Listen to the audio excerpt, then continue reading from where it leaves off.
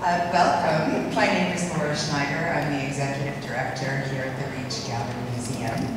We are gathered on a spectacular Saturday afternoon in Stalo Tama, which is the sovereign and unceded territory of the Stalo people. Specifically, where we are is the Samath and Mathaqui Nation territory. Also, we have to acknowledge the Lacamo and Nooksack people, on whose traditional territory the Reach resides.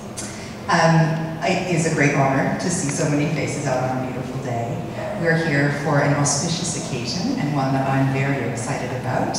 We'll be hearing today from internationally acclaimed artists at Pien and Karin. And I would like now to introduce our Curator of Art and Visual Culture, Kelley Tialiou, who is going to walk you through the day. My understanding is what we're going to do is just do some intros here, and then we're going to do a tour of the exhibition first. So just one housekeeping note.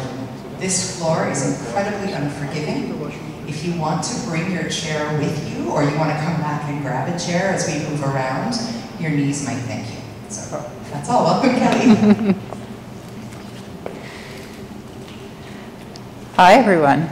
So this is just going to be really brief for here, and as Laura mentioned, we're going to be moving around and then coming back for a slide presentation to give you more context around Karin and Ed's work so that you better understand what we see in the galleries. So Karin Van Dam and Ed Pien have been longtime collaborators and have shown their work together on a number of occasions, including the recent exhibitions You Are Here at the University of Lethbridge Art Gallery, and in 2018, The Path of the Caterpillar at Galerie Maurits van der Laar in The Hague. I would actually like to publicly thank both you, Ed and Karin, for welcoming me into your shared and respective creative worlds with such warmth and trust for this project. So Amsterdam-based artist Karin Van Dam works in the genres of drawing, sculpture, and installation, often blurring, in fact, the boundaries between those genres as processes of engaging with, understanding, and making sense of the natural and built environments in which she finds herself. Her work has been exhibited widely, not only in her native the Netherlands, but also internationally. Van Dam is particularly well known for her large-scale temporary installations, combining industrial and organic materials, and you're going to get a little bit of a flavor of that today in some of the works. These large-scale installations are designed either for museum exhibitions, but often also for public spaces, and often in outdoor public spaces. In recent years, Van Dam has also been focusing on making artworks that reference the sea, and that is particularly salient to the theme of the exhibition that we are presenting here, Drawn from Water. She's particularly interested in the sea's vastness, beauty, and mystery. Her preoccupation with this essential element stems in large part from living in the Netherlands, where 1/3 of the country is below sea level. Now, Ed, born in Taipei, Taiwan, has been raised here in Canada since the age of 11. He is a Toronto-based multidisciplinary artist with a conceptual and far-reaching practice that engages viewers both affectively and intellectually. So you're going to be thinking and feeling in many different ways while you're looking at his work. That's at least my hope. Ed has shown extensively as well, both here in Canada and internationally, in venues that include the Drawing Centre in New York City, the Victoria and Albert Museum in London, the Canadian Cultural Centre in Paris, the Goethe Institute in Berlin, the Art Gallery of Greater Victoria, the Art Gallery of Ontario, the Musée des Beaux-Arts Montréal, Musée d'Art Contemporain Montréal, and the list keeps going and going. So I'm going to cut it, unfortunately, because it is an extremely impressive list of institutions, the National Gallery of Canada, etc. His work can be found in the collections also of Frac Lorraine in France, the Art Gallery of Greater Victoria, the National Gallery again, the Art Gallery of Ontario, and I think you get the idea. Ed also teaches a wide number of students at a variety of institutions, I believe most recently at the University of Toronto, but he's taught from coast to coast and has an extremely loyal group of students, as I have come to learn, throughout the process of making this exhibition. So I will now ask you all to get up from your chairs and join us as we gather, and we're just going to take a turn around this wall where we're going to start in the space with Karin's work. Okay, welcome everybody in my environment.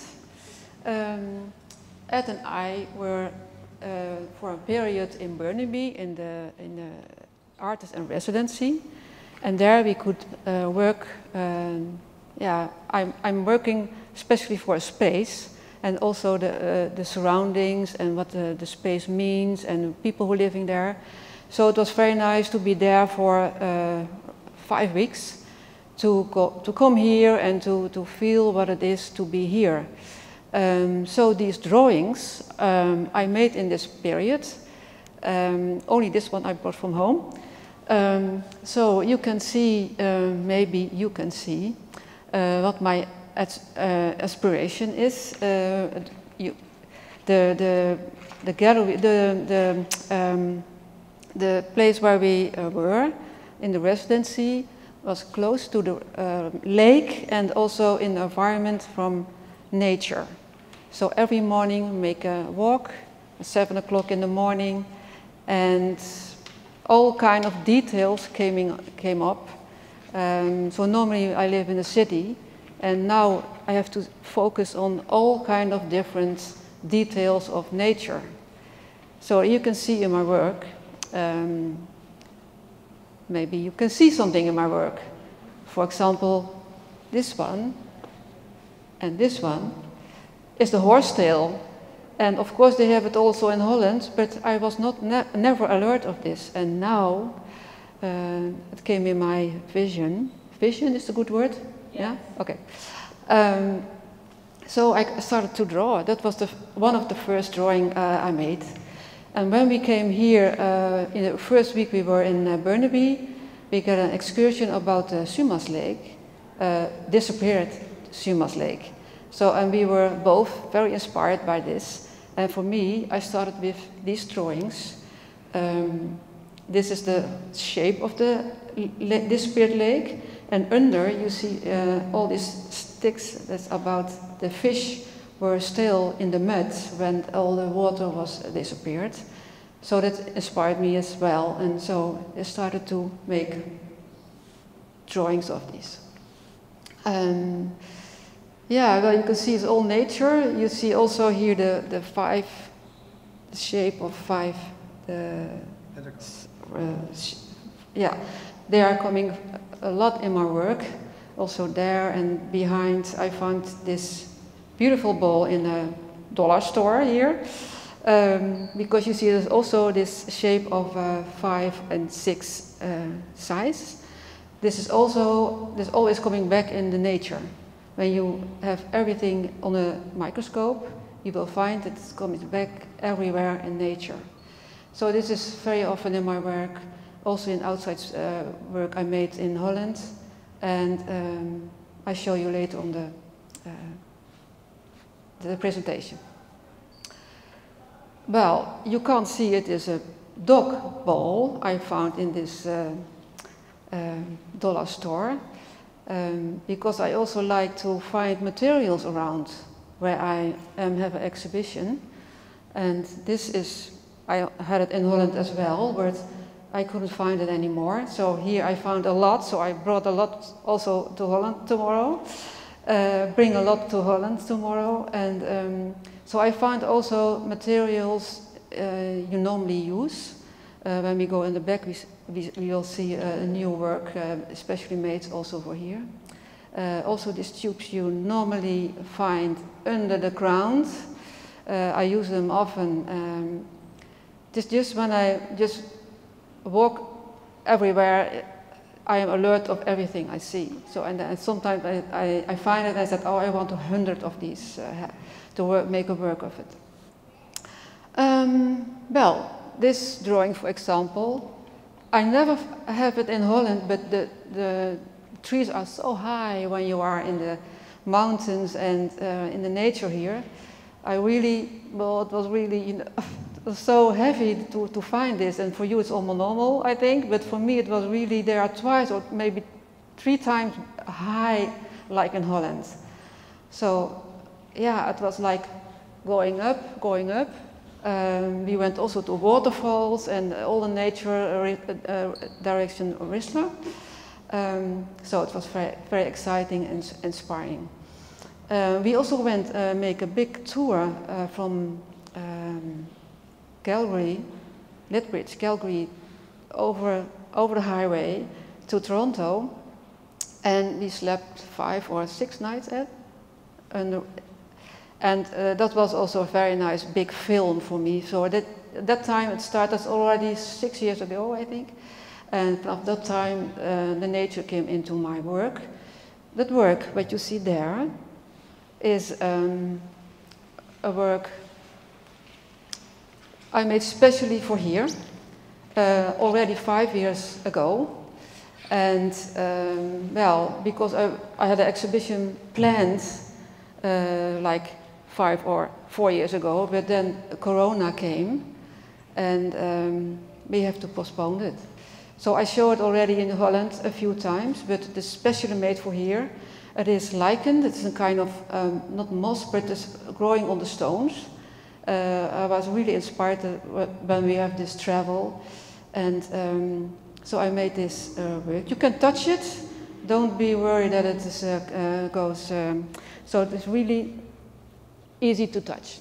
I made it in a textile museum in Holland. I work there often, like also this work there, on a knitting machine. And there are a lot of machines there, like knitting, weaving, and also making dots and treat, laser cut. So I'm working there with specialized people who knows to use the machines. Yeah, so touch it. No? Yeah. It's made of wool and monofilament. And monofilament is like fish treat.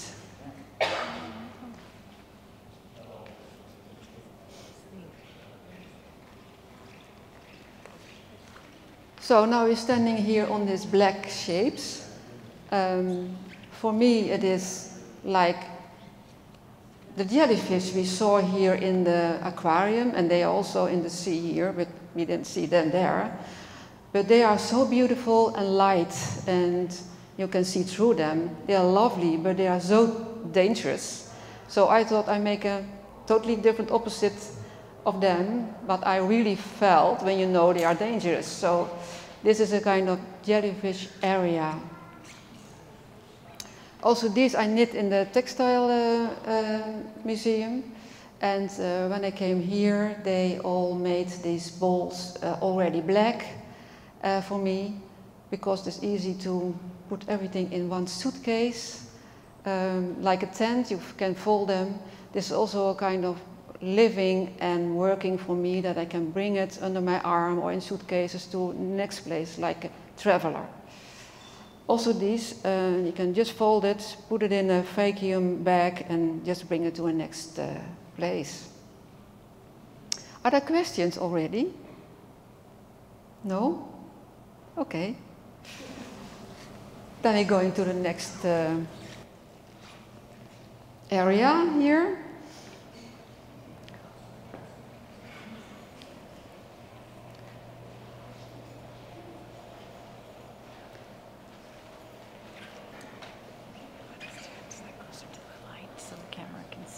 Oh, here, okay.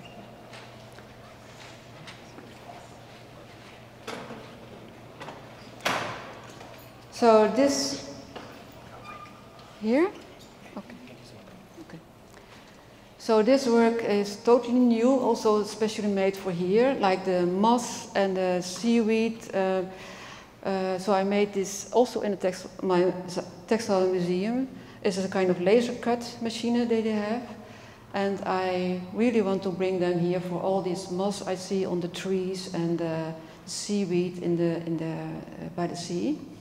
And here is the example with all the materials I found just here in the shop, because we went to Vancouver, walking by the park, Stanley Park, and there was a shop, and I thought, oh, I have to go in, because it's all this about sea works, and I found this crab trap.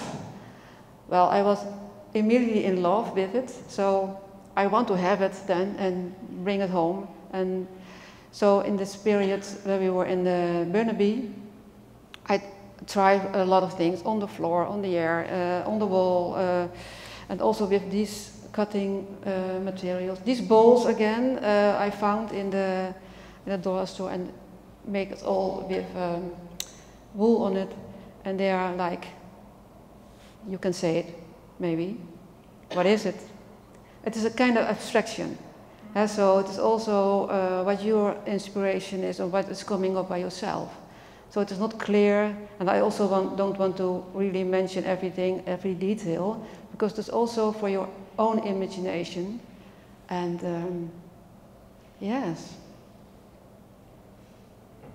What kind of fabric is the cut? This is a kind of, I don't know. I found it in the Albert Kuip market in Amsterdam. And I don't know what it is. It is what I normally use for. I don't know. You can touch it. Yeah. Yeah. Nylon maybe? Hmm? Nylon maybe? Yeah, I think a kind of nylon. Yeah. So, and this is made from a photo.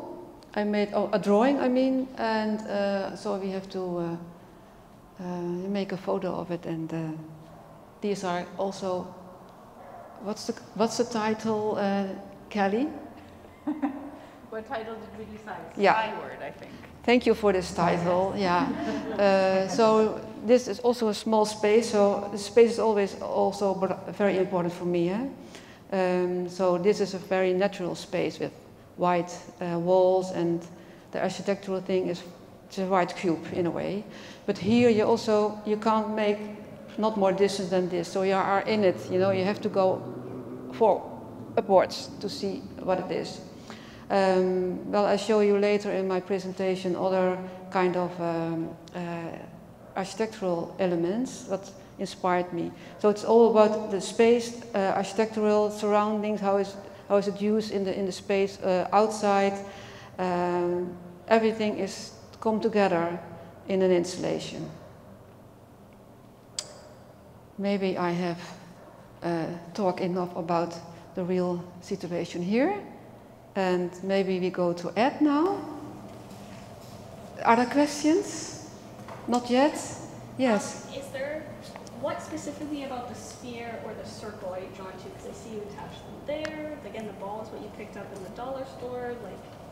Do you just like it? You mean the very organic materials, and not like a square or. Yeah, that's my work, more like organic, and for me it's more a poetic feeling, and nature is not always straight, but it's always like organic. Like this one is a kind of muscle, but they are always like organic shape. Okay. Ed?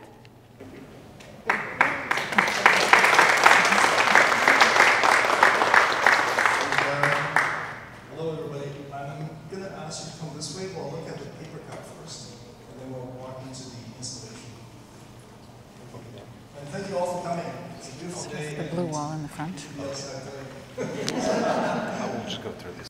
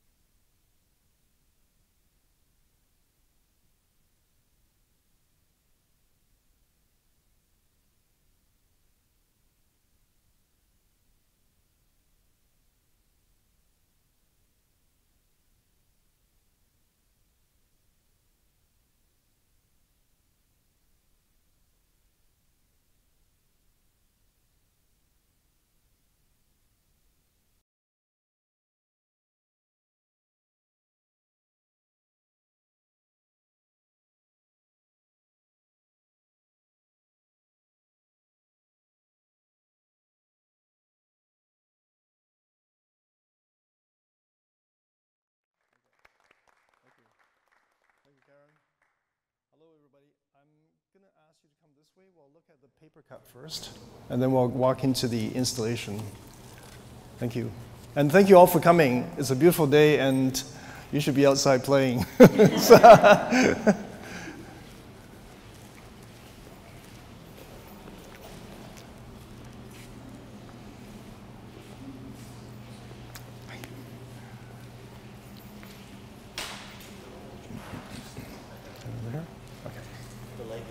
Okay.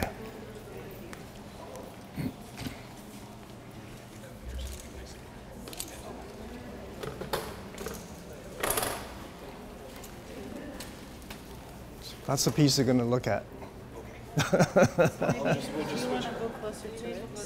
Oh, maybe. Yeah, if you want to go there, then. Yeah, are you sure? Yeah. Okay. You could just see that light. Okay. Okay, so thank you again for coming, and I would also like to add that Karin is speaking a foreign language. We take English very for granted. She has to translate in her head all the time, so she did an amazing job talking about art, which is something very difficult to talk about, even using one's own mother tongue. So good for you, yes. Anyway, so I would like to show you my first work. This is done about 10 years ago. It's hand cut. It's Japanese paper with a 3M reflector film hand ironed onto it. So it's a very slow and painstaking process. Literally, I put the film on the paper, and I'm on my knees pushing the iron slowly, because every area has to have about 18 seconds of heat.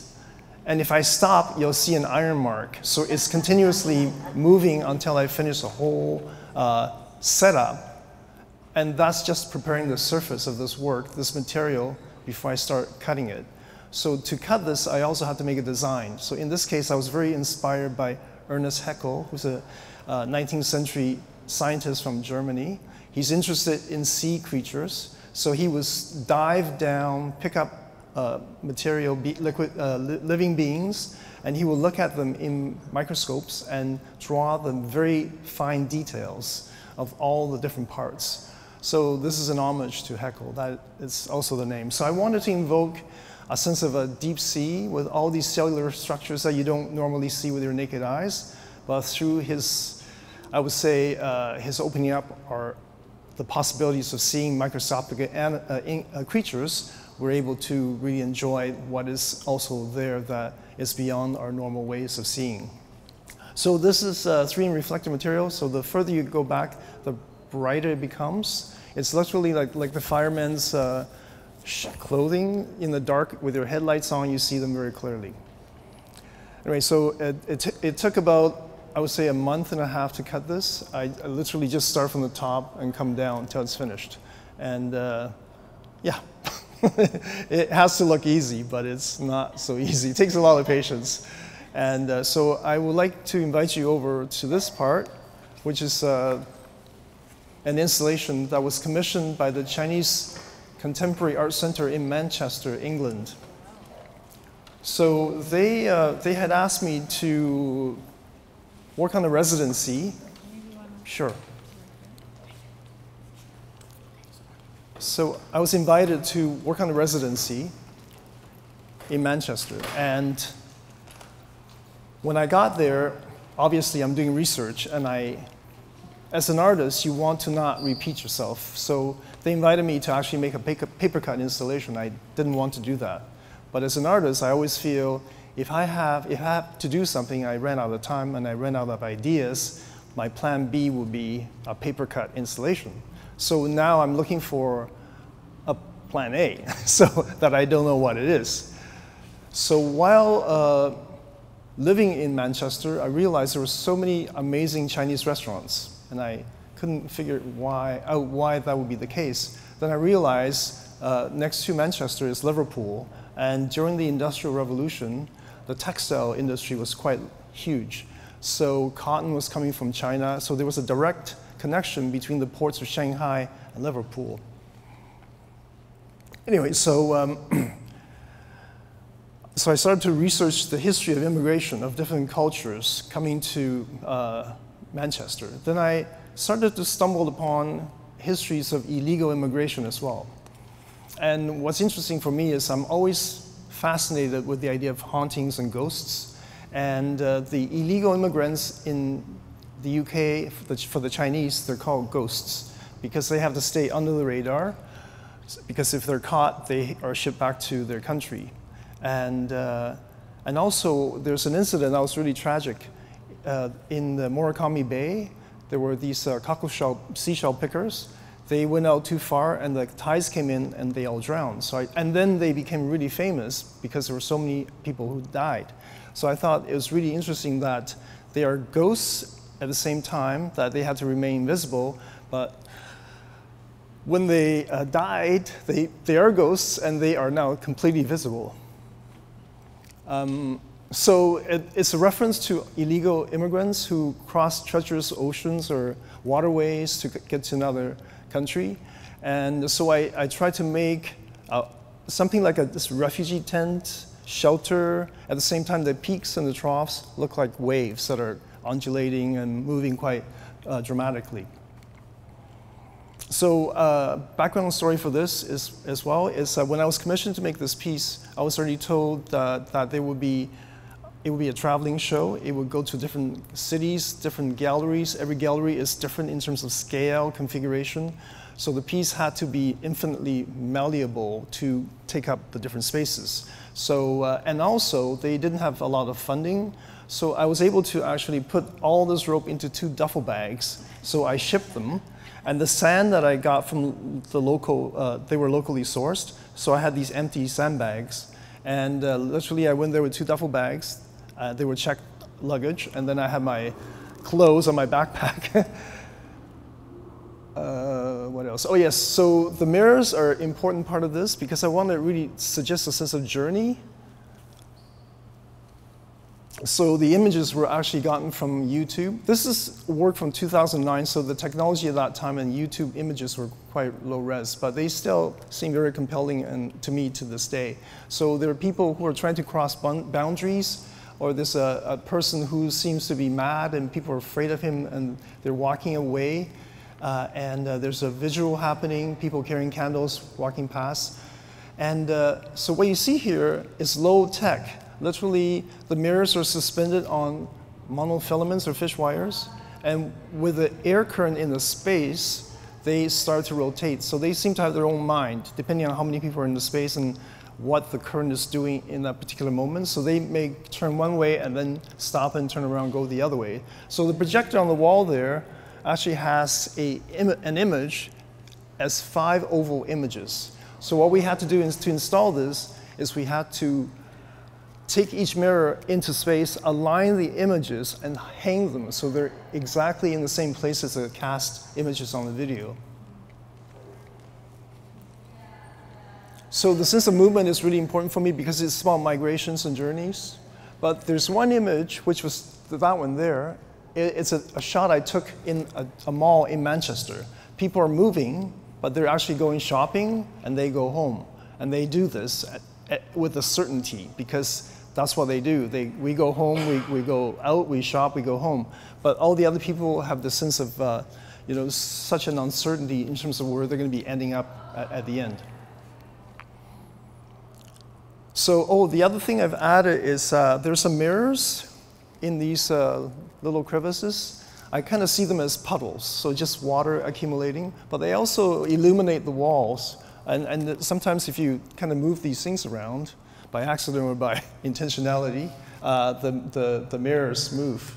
So and the other thing I added are these little figures.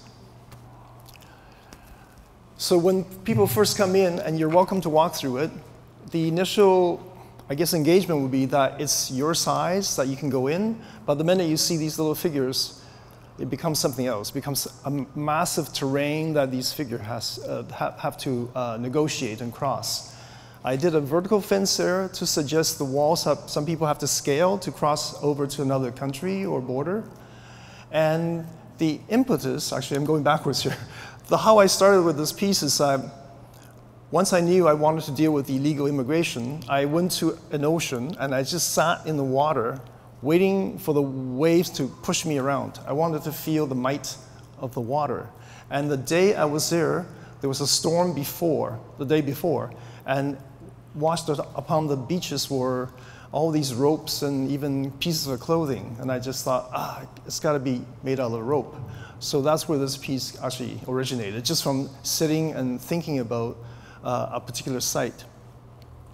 So it's a piece that you can wander through and walk around, and some people express their interest in just lying below it because it seems so peaceful and sheltering. Oh yeah, and this one here, I see it as a splash. You know, the way if you throw a rock into the water, there'll be a splash. So I think that's all I'm going to say about this piece. Then we can talk about this collaboration. Yeah, so thanks to the Reach Gallery, we were also invited. Maybe you want to come over there? Like Sure. A bit more light. Let's get the cameras in too.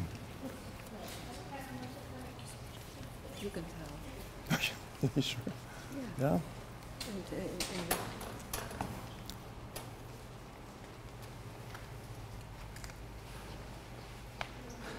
Please don't hesitate to interrupt, ask questions. It's wonderful to hear what you have to say or comments you have to make. So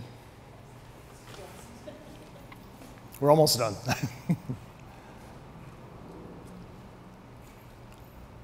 Okay, so we were asked to make a collaboration here, so we're very thrilled to do so. And there were many stories given to us. The one that stuck with me initially, and then Karin heard it, and it stuck with her as well, is that in the Sumas Lake, when there once was a lake, there were also in it these giant sturgeons. And the story that we're told is that they would bury themselves in the mud in the wintertime, and then they will come up during the spring when the water also rises. So we imagined that if the Sumas Lake was drained, they would be buried forever in the mud or the sediments. So we decided to work on the idea of the fish that are underwater. So this piece is called surfacing. So we have this idea that it should be positive. It shouldn't just be a burial site, but that we would create this kind of sculpture installation that suggests these very expressive watery creatures. So we went to the fabric store. We found this. A lot of fabric stores? Yes. Yeah. We actually went to almost every fabric land from Vancouver to Chilliwack to buy this material because it feels like fish. It also, when you move it around, it feels like liquid, like water. So we constructed this piece. I don't know if I want to tell you what's underneath it. Does anyone want to make a guess? What's making the forms? Driftwood.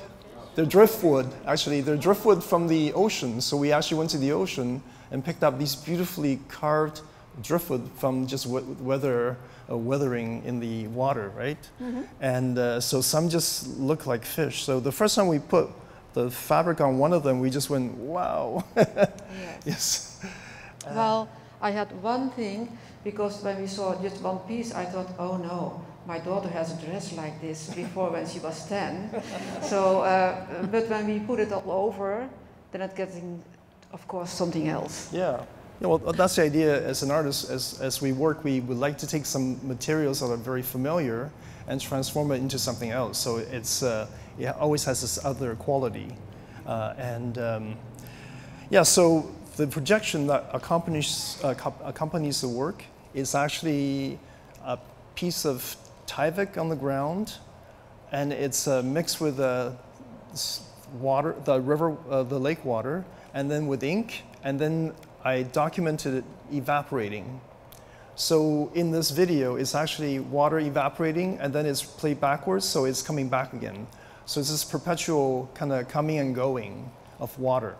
And the scale of the piece is not very big, but because we blew it up, it looks almost like a map or a topographical view of a landscape. So I can imagine rivers and lakes in the darkened areas. And prior to coming to really work on this installation, we had the opportunity to travel to different places to look at different waterfalls. we find water is just so beautiful, and when it's cascading, it has this beauty that's really breathtaking.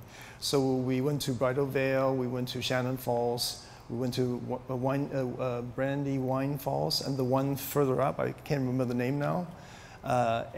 So we made a piece that is inspired by our engagement with the waterfall.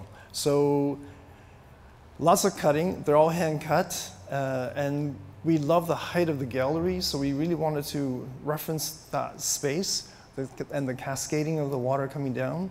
And so we actually, I don't know if you know what's causing the movement here. There are two fans on the ceiling, and they just slightly blow on the mylar, and they create these movements and also these beautiful shimmering qualities. Yep. What else? I think that's it for this piece. Yeah. Yeah? Are questions? No questions. Are you all into sitting down and watching some slides, or is this enough? You all good? Okay, so let's go back to your chairs. And Well, even klap voor Ed. no. I'm sorry the bar's not open today. No. Okay, we're going further here now. Well, you saw here this drawing already in real, so it is a big difference when you see it in real or in the slide on the presentation. But I'm happy you were here and also see and feel the material, so you can a little bit recognize when you see it in on the presentation. Because always difficult to the black to get it good in details when you see it on the scherm. I don't know what it screen. Yeah, okay. Well, this is the table in the Burnaby residency, and you see here all kind of materials I found around and drawings I made, and it was a big pleasure to work here. And I collect a lot of materials, and I use maybe just a half or maybe just a quarter, and the other materials are just in my atelier, in my studio in Amsterdam. It is full of materials and things I found, and maybe a lot is not used yet, but I like to have it around me, like a palette, like painters have a palette. I have all these materials to use, maybe. Now here you see drawings, you just saw it in the exhibition. And here's the crab trap. It is here still on the ground, and also the pre-materials I found out. You see here the lake behind, and my sleeping room is just here close by, so you see what my view is and feeling about nature. I made a lot of walks, I told you already, and one time I was in front of a coyote, and for you it's, you don't say, oh no, but for me it was like, oh, what I have to do. Yes. I thought, where are my boys, because they were still lying in bed. So I was really afraid, and but it was just 10 meters for me, and I make myself very big and very slowly. But for me, it's so adventure. Maybe for you, it's just normal, and say, oh, no, nothing happens. Well, here's the Sumas Lake again. You saw it in real.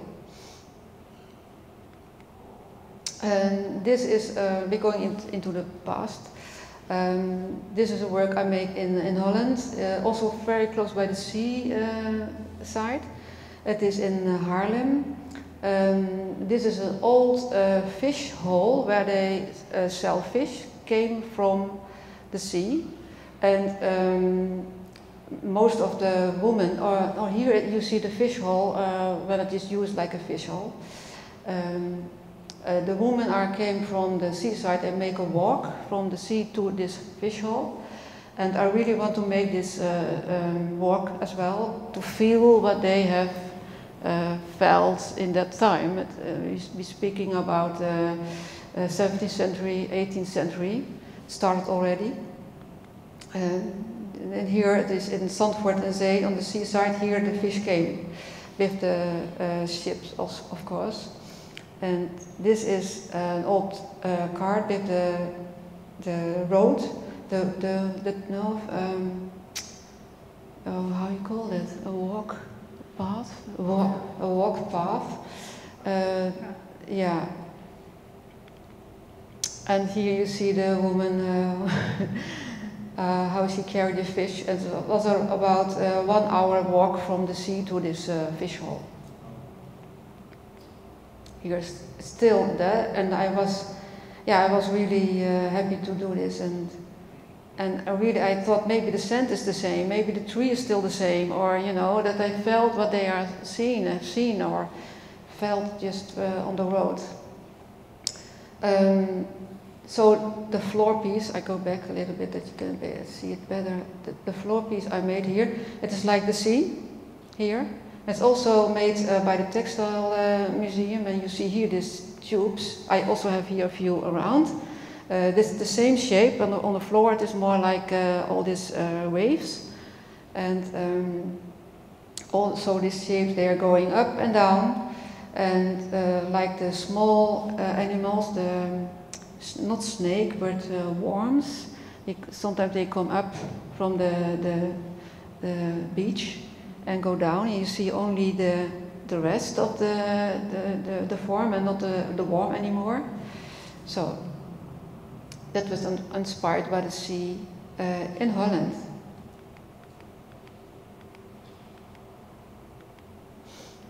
Well, we go to Lethbridge. I made there also an exhibition, and I did research about the surroundings there. And I went to the museum there, and they have an archive all about the mining there.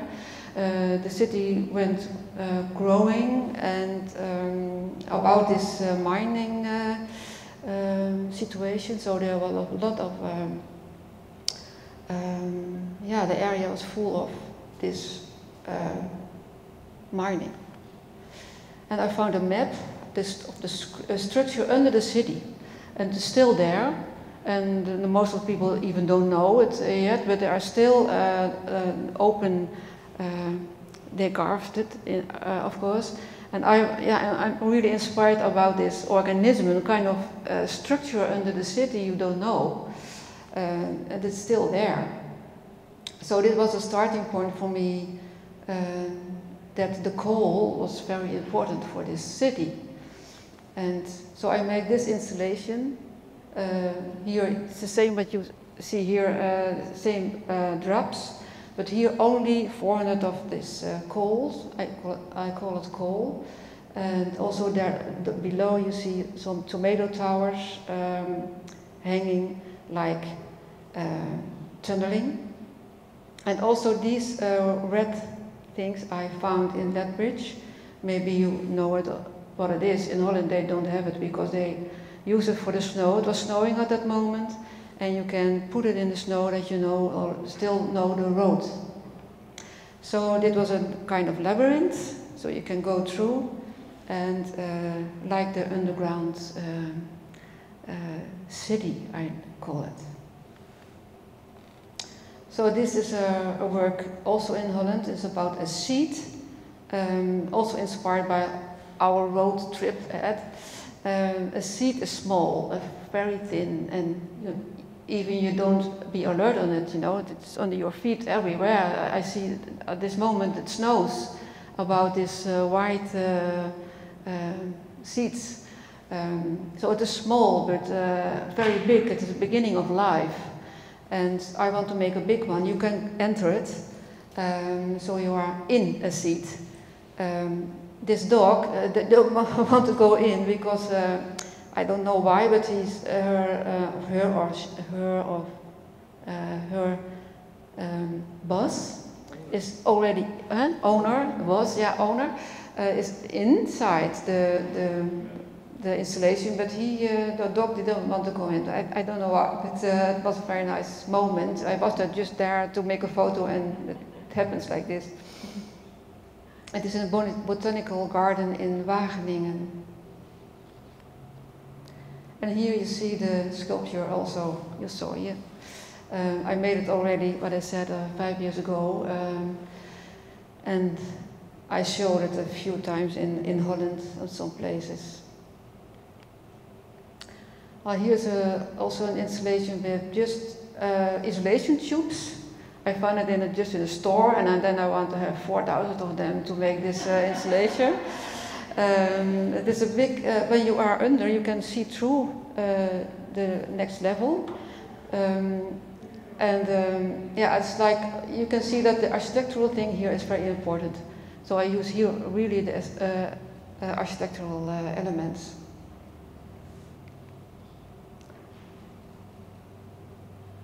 This is from Veld, it is Ulaanbaatar, is it called. I was supposed to be in an exhibition field Veld in Ulaanbaatar, and well, it didn't go on, but I made work for that in Holland, inspired by, I went there, I went to Ulaanbaatar to do research, but the exhibition didn't go on. But I was there for 2 weeks, and that's very, very nice. So, yeah, feel Veld. This is a Veld work. This is Cry Out for Joy, you lower parts of the earth. This is in that time I was inspired by the city as well, like that bridge under the city. But this is, you see all these tubes, they are normally under the ground, and so I think there is totally another city under the ground where we live on. So I hired this from a company. They liked me very much to lend. Is that a good word? Lend? Hire, not hire, but they gave me to use it. And afterwards it goes back to the factory. They lent it to you, yeah. Yeah, they lent. Well, I always going to companies to ask, or they can help me to give this, and then it goes back. And they can just use it. And sometimes they say, oh no, why, we don't like it.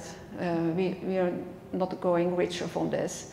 But some they are very happy to help and to see what's going on with their material they normally used in a normal way. And also this factory was 25 years, so the manager said, oh yes, so we got to give it to you, and then it was a surprise for the director.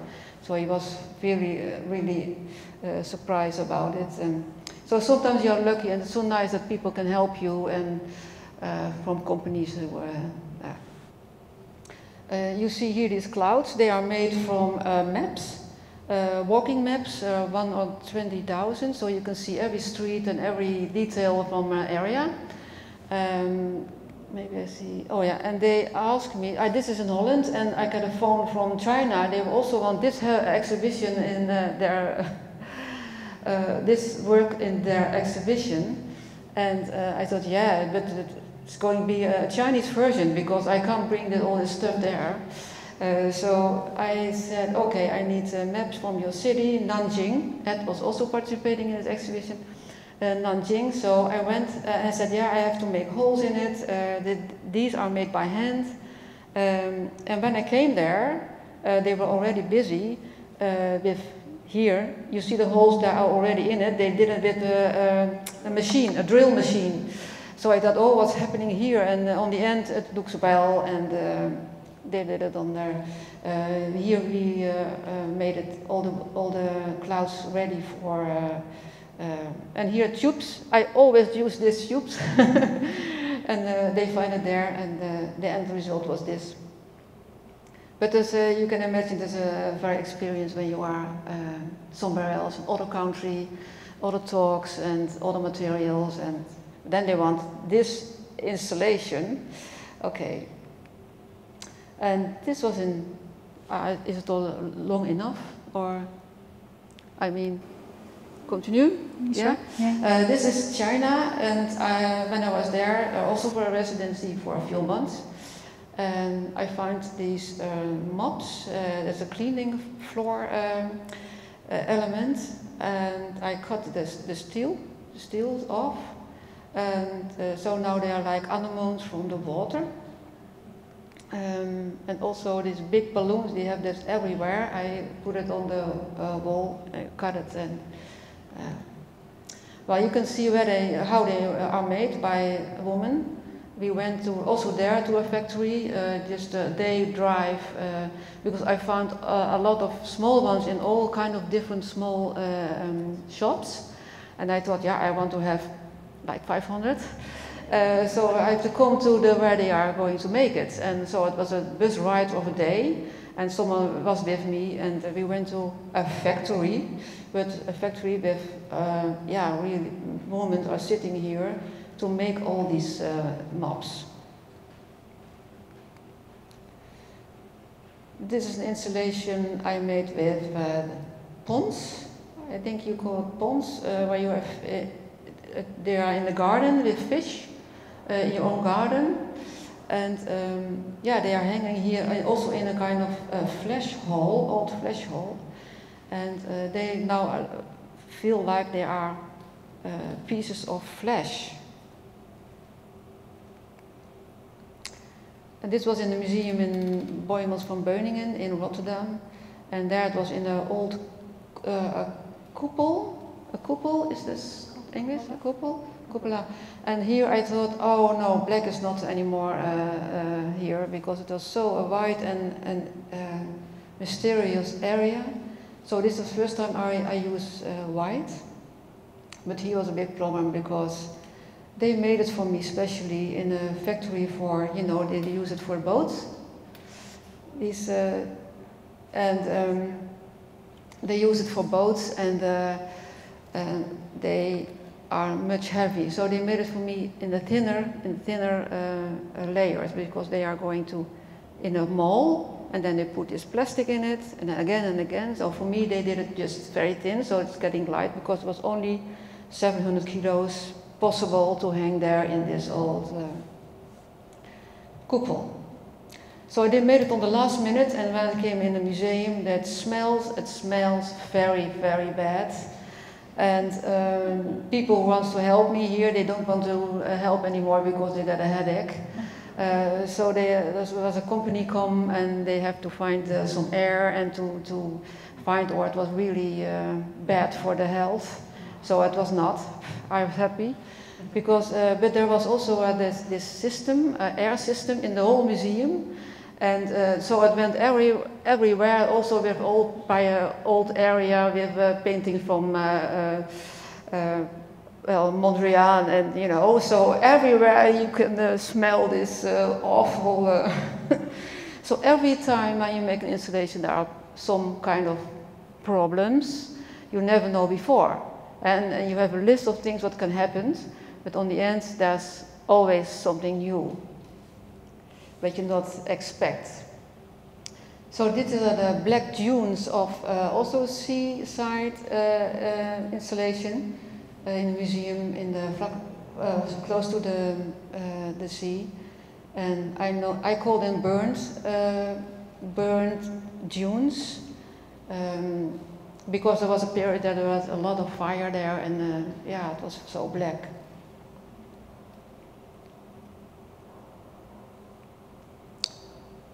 This is floating markets I made in China, also an exhibition where Ed was participating, so we did a lot the same.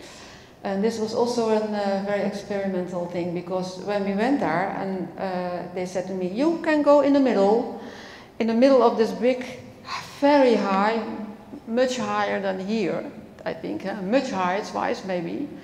And before I was always, I have the space, and it was in you know, a starting point to have on the walls and like here. And here I have to go in the middle. I thought, oh my God, I can't do that. So I thought, oh, I'm going to make a big structure in the middle from scaffolding bamboo. So I went to a scaffolding area to ask if they can make a box from this material. And they came, and they made it, make a box of it, and I thought, oh, go away, I think it don't work like this. And then I put everything down, they make walls, you see there, the walls standing, and I thought, no, I don't want it. And then I make it all flat, and there was this flat. Is flat English word? A flat, yeah. So the end result was I'm very happy with this floating market. And of course I want also tubes in this area, like the waves, and you see this man is bringing it to me behind this Brommer. Yeah. Well, here's another work with a, you think maybe you can see it, a big balloon in it, but it's also like a water animal. I don't know which one, but yeah. Oh, a drawing. That drawing's here, right? There's another drawing. Yep. Yeah, it looks like. Yep. Looks like. This is a series about the city, floating city on the move. It's a series started already 20 years ago, and they are coming and going. Then sometimes they sell, and yeah, it's a series.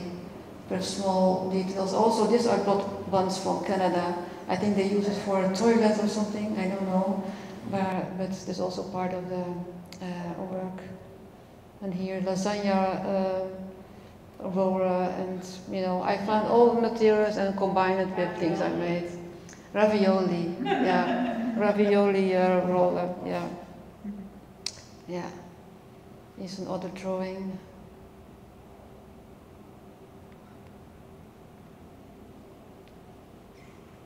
You see here the 5 sides, and also in my drawings, a lot of times I'm going off the paper. It starts with that in a long time ago in my drawings, and then slowly it starts into the space. So the space was the background, and so as it grows, it's my whole work. And I start always with drawings, and then this is the last picture. This is in Amsterdam station. You see here, yeah, a big version of the drawing here, and yeah, sometimes this drawings is after, and sometimes the drawings are before. And here's it's a big place, and also this was very problematic sometimes because I made a first version was it without these pins. And they say, the commission, you have all these commissions, you have to go and to say about your work. He said, yeah, but the pigeons are going in to make a nest. And said, oh, I don't mind. I love it that they are in there, that it is alive. Yeah, but we don't, because there are working a lot of people, under 1,000 a day. So I have to work again, and I thought, oh, I have to put it in the work itself, and not just put the pins on it, you know, you can buy them, but I thought I have to do it in the work itself. So it's even getting better sometimes when you have these questions and you have to work on it. So now it's more like seeds. That's it.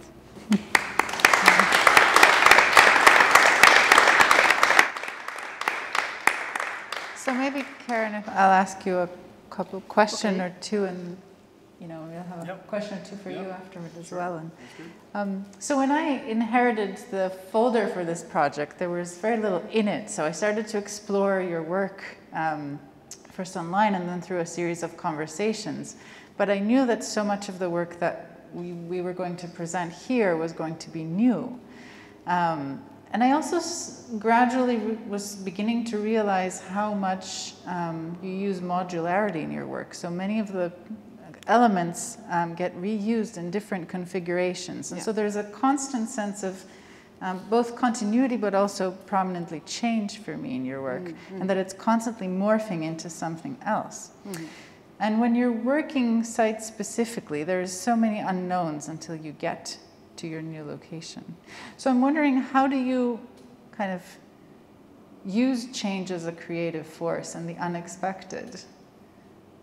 Sorry? How do you think about the unexpected in your work? How do you kind of negotiate that? Yeah, there are a lot of unexpected things, like you are make a drawing. You follow the line and you never know where it ends. And that's I hope to do also in my installations. So you saw, we had also technical stuff here. They really want to know months before how I want to, where and what and how. And it was difficult to explain, but it was necessary to say it is a playful moment all the time. So I never know how it ends. So, and that's also, of course, not dangerous, but also a challenge, or it could be going wrong. And there's an element of risk, I think. Yeah, element yes. of risk. But I love it. This is the only way, you know, also to find new material. And it is not always possible because I can't go everywhere far away. Then I have to do it on my imagination. But yeah. Great. Yeah. All right. Maybe I'll pass it on to you, Ed. Oh, sure. Yes. Yes. Do you want to switch sides? Okay. Yeah. Oh, should I put your things on, huh? Oh, yeah, thank you. Yes, please. Oh, I can do that, yeah. I'm not going to talk too long. I think what I would like to talk about is my interest in water and also the processes that I use to make the work. So, in a way, I'm trying to demystify how the images or how the materials or how the installations come into being. While Karin's getting that set up, I just also like to add that I would fundamentally call myself a drawer. I draw, but I can also draw in real space. I love the tension, the real materials. So that rope piece, memento, to me is also like a drawing. I use the color ropes to shape out these beautiful traces, like pathways. And for me, installation is important because it's a way for the viewers to physically engage in the work. Earlier on,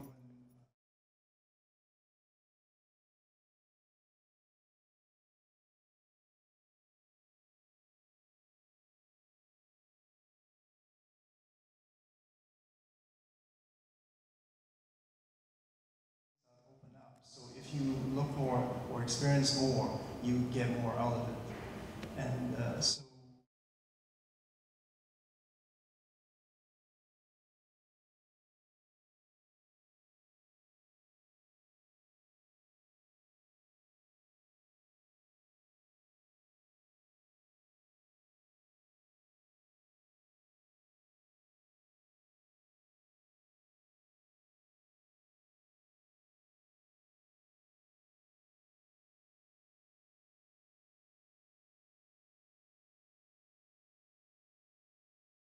sure. Yes. Can I have the clicker, please? Oh, do you want to trade? Okay, sure. I'll take my water. Oh, should I put your things on, huh? Oh, yeah, thank you. Yes, please.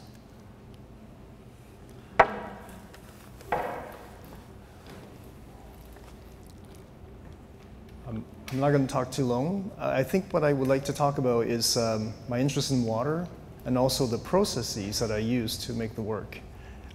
So in a way, I'm trying to demystify how the images or how the materials or how the installations come into being.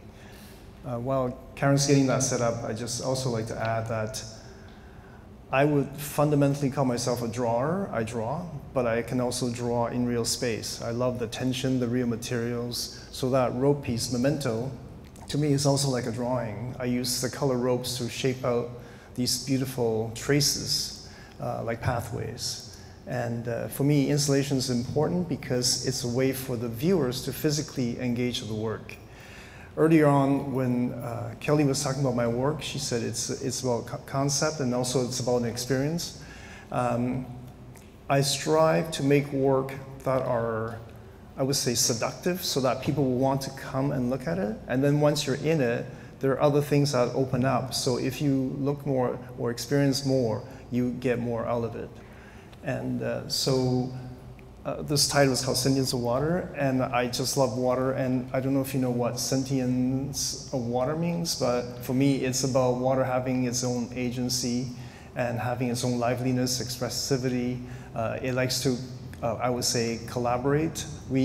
As we live and breathe here, water is collaborating with us. We cannot be here without water. So I'm humbled by water, and I really want to celebrate its ability to actually manipulate and shape the way I make work. So, oh yeah. Okay, let's see if I go backwards or forward. Okay, so this is a series of drawings that is about two different worlds, two different beings. A watery creature world and a land-based being. Because they're very different, they fight. They're afraid of each other, so they fight. And this battle goes on for millennia. So at the end of it, they've started having babies that are mixed, hybridized creatures, and they couldn't fight anymore because they don't know who's on which side. So that's my own story about a positive ending in wars and violence against people who are different from each other or perceived to be different. So the way I draw is I don't kind of imagine something and draw it, but I would think about something. What I do is I would take 2 sheets of paper and I would wet one with some marks. And while the mark is still wet, I would take another sheet of paper and I would do these monoprinting. So back and forth, I would move the paper until a kind of mark or mess is generated.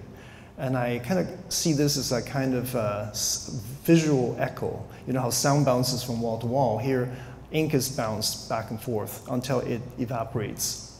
So when the image or something is generated, I follow it. So while I'm drawing, I'm also doing more monoprinting, so the image actually builds up really quickly. And because I'm thinking about watery beings and land-based creatures, that's what I'm kind of looking at. It's almost like looking at clouds. You can find forms and shapes and monsters and elephants. So that's what I'm looking at with these marks. So that's how I actually make most of my drawings. I don't start off with a clean sheet of paper because for me, if I can include a process, then the drawing, or intentionality, then the drawing seems more meaningful. They have something that's more than just a depiction of something from real life. I really wanted to use my imagination and also to think about life, how I respond to what I perceive and experience in the world. Oh. Yeah, so this is, for me, they're liquid creatures and they have their own sense of presence and power. And that's one of the hybridized creatures. More. And I'm quite inspired by this book called The Mountains and Seas Classics. And it's from 1,000 years ago. And not thousands of years ago, but it's an oral that's been put into a book.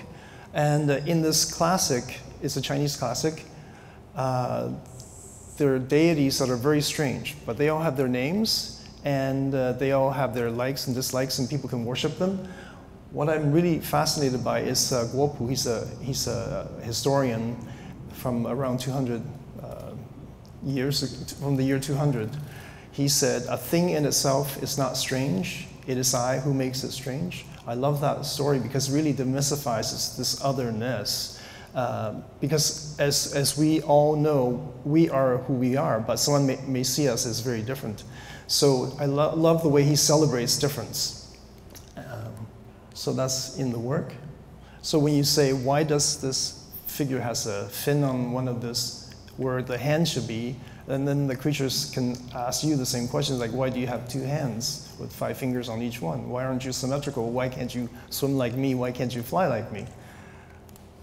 So I like to deploy the smaller drawings into large scale so that you can have a physical experience with the work as well. This is in the same gallery where Karin had a show.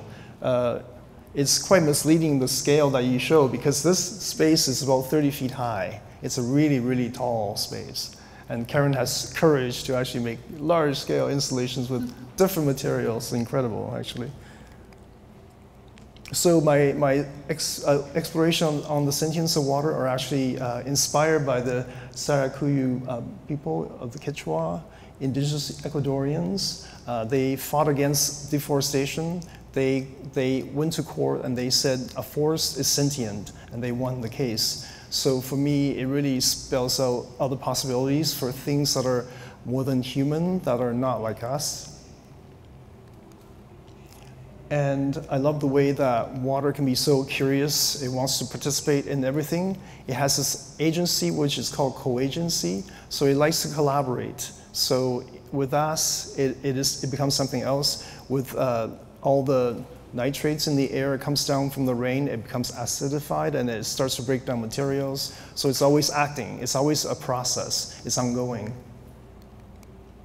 So I have traveled around the world, and when I'm in different places, what I call this, I kidnap water. It doesn't want to be in my bottle, but I kidnap it, and I take it back to my studio, and then I do something with it, and then I look at what it has done, then I collaborate with the process. So the drawings in the small room, which I didn't talk about, the black and white ones just behind the wall here, and the reflective drawings in the foyer, they're all done in that way. I've captured water, and then I do something to the water, and then I start to work on it and maybe add more water to see what it does. So what water does is it escapes from my capture, and then as it slowly makes its way out of my paper, it makes these traces and marks based on all the sediments or all the impurities that are within it. In many cases, I'm working with salt because it's really acidic, and it really likes to do something to the ink and to all the drawing materials that I have.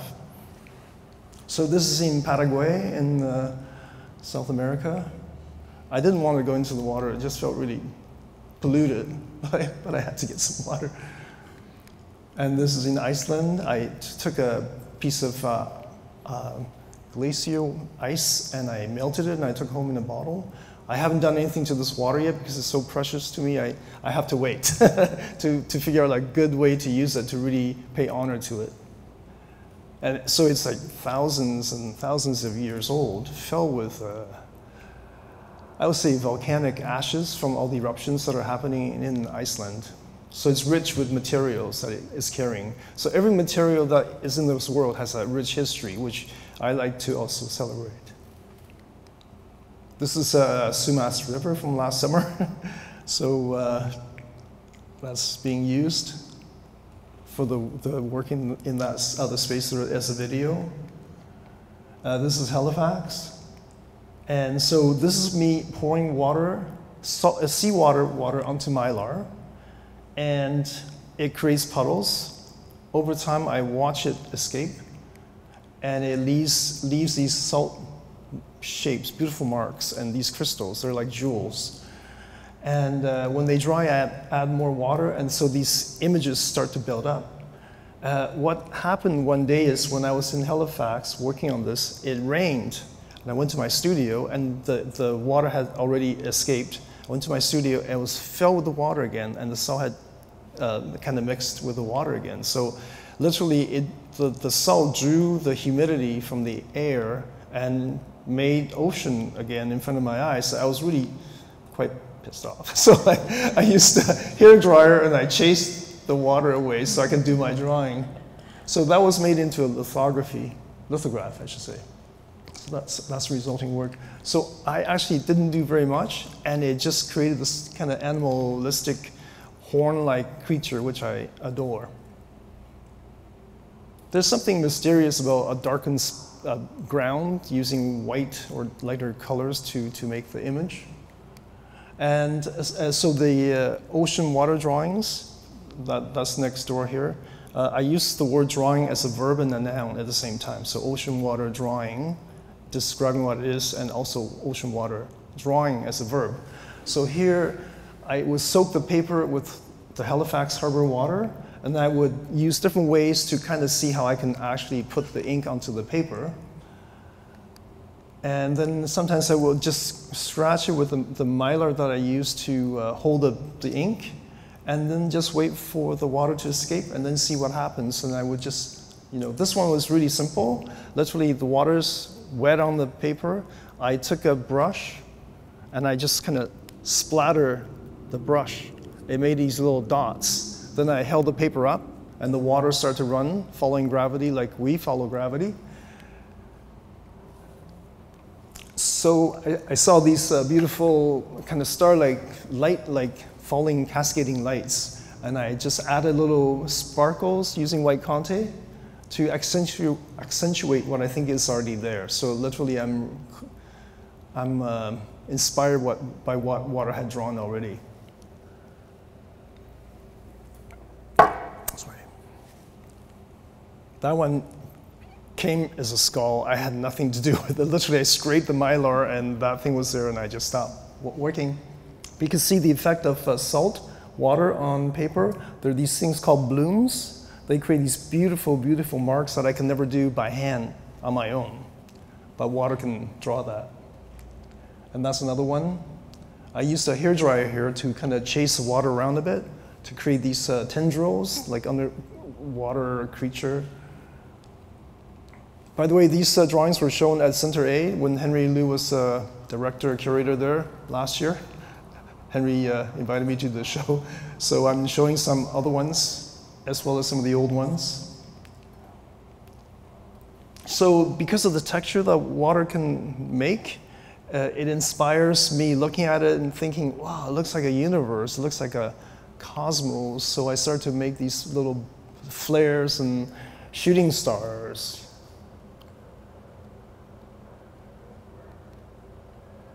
No, this is not a drawing. So it's another way to think about how I can collaborate with water. This was done in 2013 in Dawson City when it was minus 45 degrees. I took my camera out. I wanted to make art. The only thing I can do is take a camera because it's so cold. I was actually terrified going out because the minute you stepped out, the boot is stiff. You know, nothing bends anymore. I think the boot will pulverize and I'll just expose my feet and my feet will fall off. So I decided to take pictures, but every time I took a picture, my breath was in the way. So water is coming out of me, kind of blocking the lens. So I decided to hold my breath, take a deep breath, hold it, and then I blow out my breath. I'm trying to make a drawing with water vapor in air.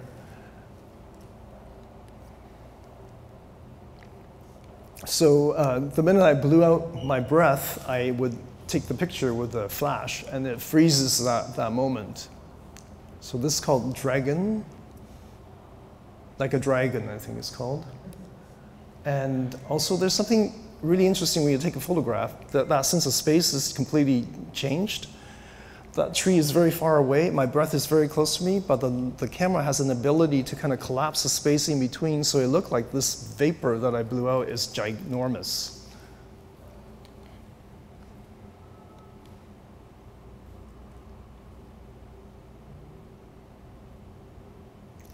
Like I said, I'm really interested in the idea of haunting and ghosts, and these, to me, look like ectoplasms. If you don't know what they are, they're the turn of the century seance. People manipulate photographs with these cotton gauzes coming out of people's noses and ears to suggest that there's an entity occupying that person's body.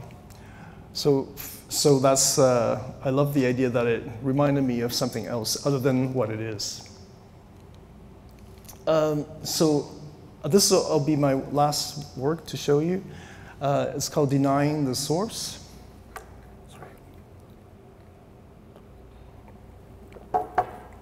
I was invited to make a work for the Sydney Biennale, and the work had to be about water.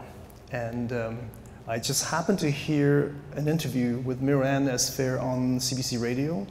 She's an indigenous champion. She's a white woman living in Winnipeg. She's a lawyer. She's trying to fight to give everyone access to clean, drinkable water.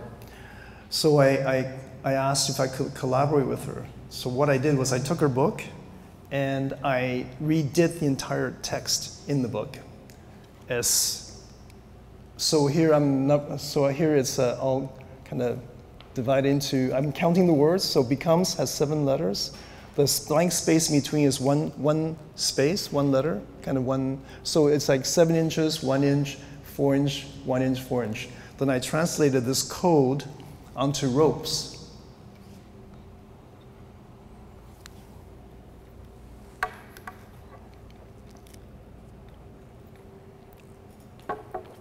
And then I hung the piece, so the entire book is there.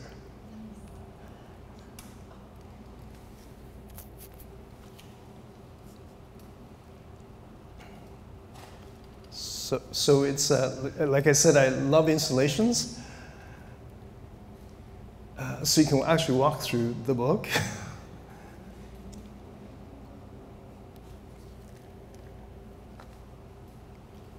I would say that simultaneously I spelled out all the words, but at the same time they're redacted, so you actually don't know what is being said. In a way, it's like, I would say, Miro and Esfer trying to impress upon us the dire situations that exist.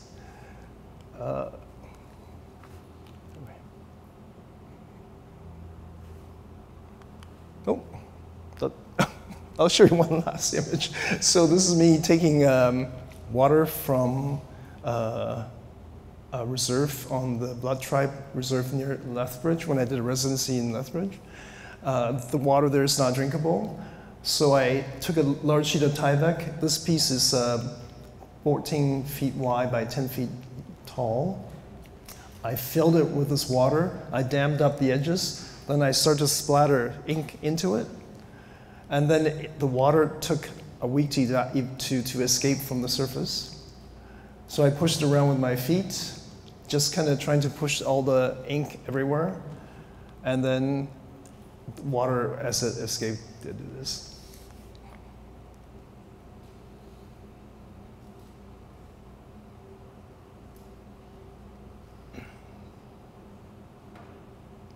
Right?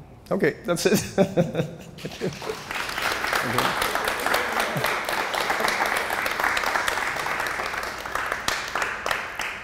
Well, Ed, you've talked to us today about how you think about nature and abstract nature a lot in your work, and I'm wondering about how, when you look at nature again anew after having done a project, you know, how does the art making process kind of impact how you see nature again in your next projects, and how does that kind of thread of continuity and that oscillation between abstraction and the figuration that you see in nature, or the patterns that you see in nature, kind of carry you forward as you think about new projects? Right. Oh,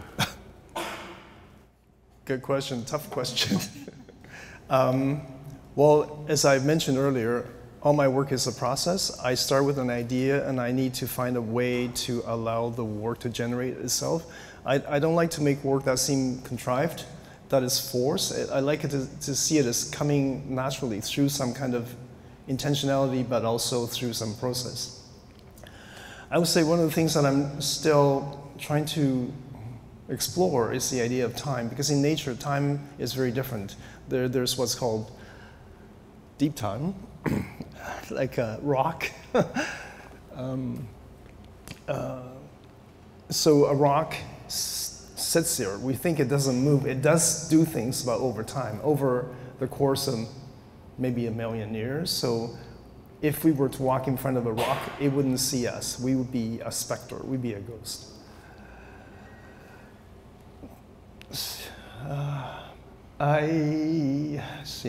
So process, I guess right now I'm using water, and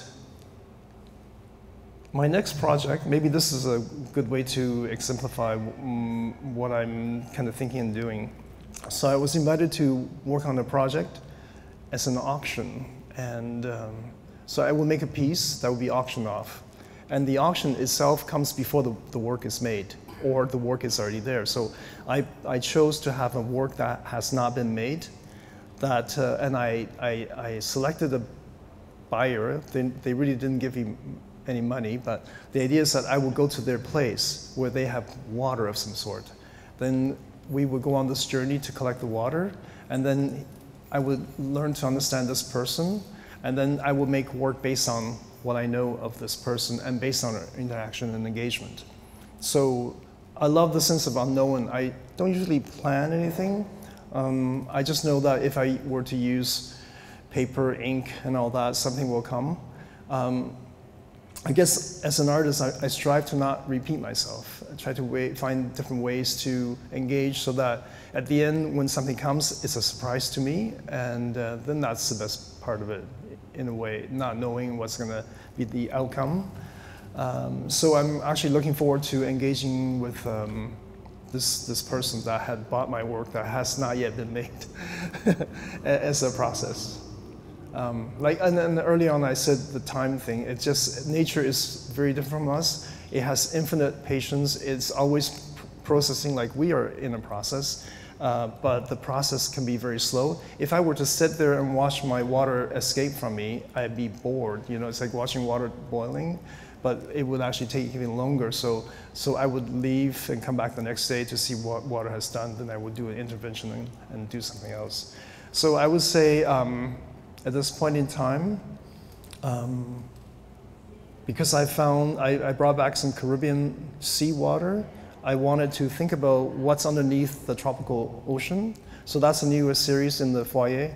And I imagine corals, very different creatures that are so exotic looking, well, to us anyway, full of colors and vitality.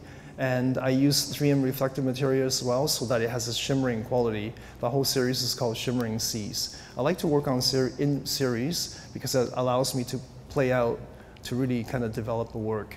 And also as a process, I like to go into the unknown, but I know that if I go into unknown too quickly, I may not succeed in whatever is coming. So I will take something that I know and take it with me forward into this unknown.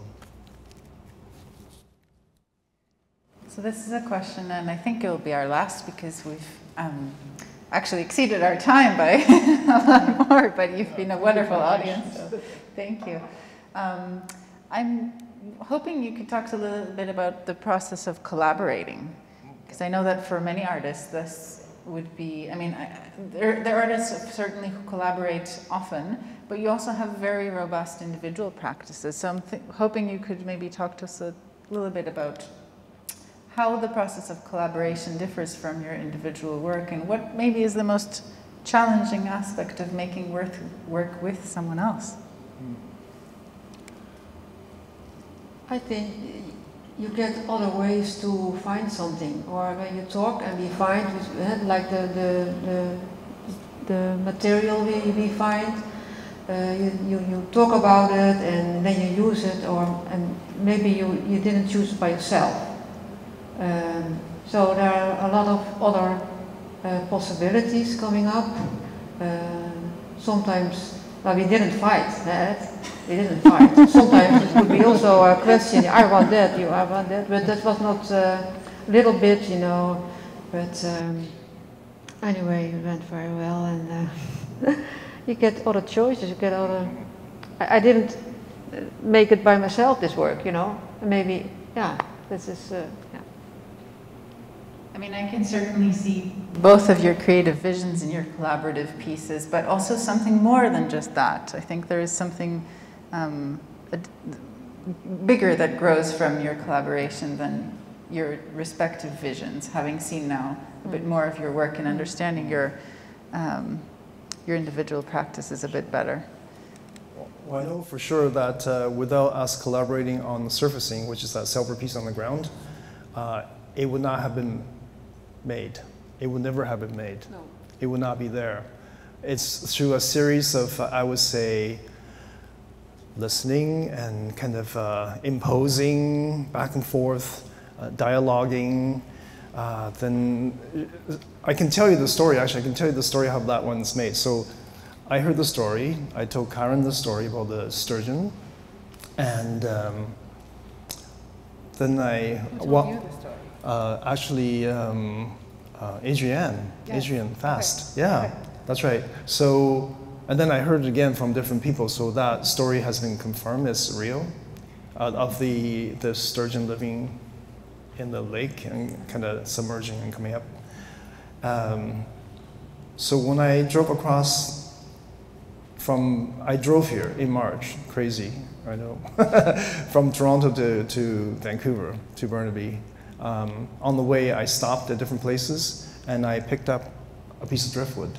So in the Burnaby studio, I had it on the ground and I said, well, we said that looked like a fish. And then you had a piece of fabric, you just threw it over and we just said, wow. And then we went to the went to the fabric land to look for something that looked like fish. And then we found the one that we liked, and we just kept going back to different shops that had them. We exhausted all the shops to buy the material. And then we also, Chris from here, the archivist, she took us around to teach us more about the local history and the landscape. So based on that, we wanted to do a piece that's really positive, because in a way, when in 2021, when the water came back, I mean, it's a disaster for a lot of people, but it's also a celebration for people who used to live here and worked off the land or lived off the land. So it's a hopeful scenario for them to see this miracle, you know, of water returning. Yeah, so also the collaboration, I think when you asked the question, I was thinking about how when I'm collaborating with water, what is the difference? So water doesn't speak in terms of language back to me. It has these actions that begs for me to respond. So we do have these actions. Sometimes it's nonverbal. We do something and then it allows something else to happen. So each step triggers something, allowing this thing to build up. And building off of your discussion of time earlier, I would say that having witnessed you two work together, I would say that time has been a critical element in that, and that your work very much requires time to unfold, and that that is a critical aspect of that. So, something I've noticed. Well, thank you everyone so much for coming this afternoon, and I hope you'll take some more time to explore some of the works up close and personal. I don't know if, I know it's a long time, but if you do have any questions, just maybe raise your hands, we can answer some questions. But oh yes, please. Please do. Yes. I'm wondering if your work is informed by new materiality, and if that's kind of a component, because the sentience of water, the animation that I see in both of your work is just so incredibly, the process, the materiality, and the animation, it just seems the very definition of new materiality. Right. Can I just answer that first? So yes, definitely materials very informs the work, but I don't go out to seek a material to say, oh, this reminds me of something. The ideas come first. Then I say, what can actually work well to better convey my intentionality? And it's great to be able to find different materials, but sometimes materials are too seductive and they are more powerful than your comment or your message. So then it feels it's not, you know, effective. Yeah. So ideas come first for me. Is this still on? Hello? I don't know. I don't think it's on anymore. Did you cut me off? Thank you. No, I'm just kidding. The power. Oh. Oh, it has died. Oh, it died. The battery died. Okay. End of story. It's back on. Okay. Did you want to answer that? Other questions?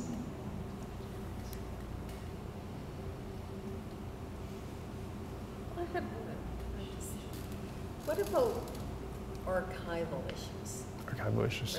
Right? Especially, well, both. Because textiles, they break down. You know, the water, certain surfaces that break down. Do you worry about that? Do you see your work as just that's part of it all?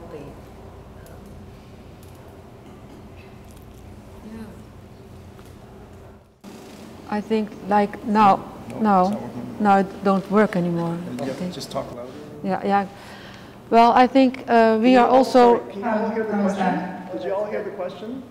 Archival. So the question was about, I think, like the preservation of your work. Yeah. Materials factor into that. Well, we live around 80 years, I think, and there's also a problem in the musea.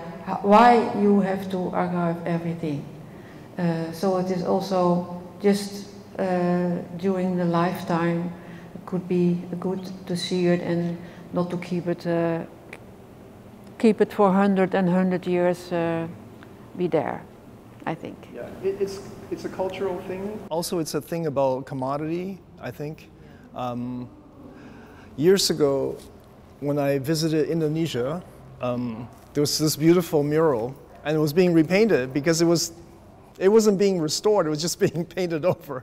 And they do that generations after generation because that's how they see themselves as perpetuating a story.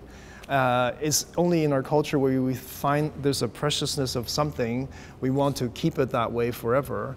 But it's not realistic. Like Karin said, the average lifetime is about 80 years. I don't know how long artworks last. Some artists make really, really fugitive work. The intentionality is that they will self-destruct anyway. So in terms of fabric, definitely they break down very quickly.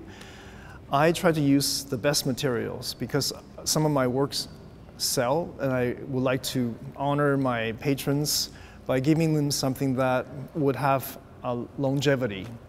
I have no idea how long the 3M reflector material will last because the glue or the bonding material is heat sensitive. It may dry and then it may just fall off the surface of the paper. I have no idea, but I've done some from a long time ago and they're still really fresh. So I imagine that if they're not exposed to drastic climatic conditions, they would last for some time.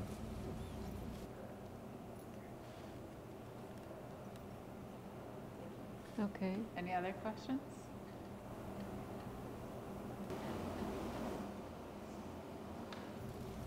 Well, thank you for your patience. Yeah, you've been great. Okay.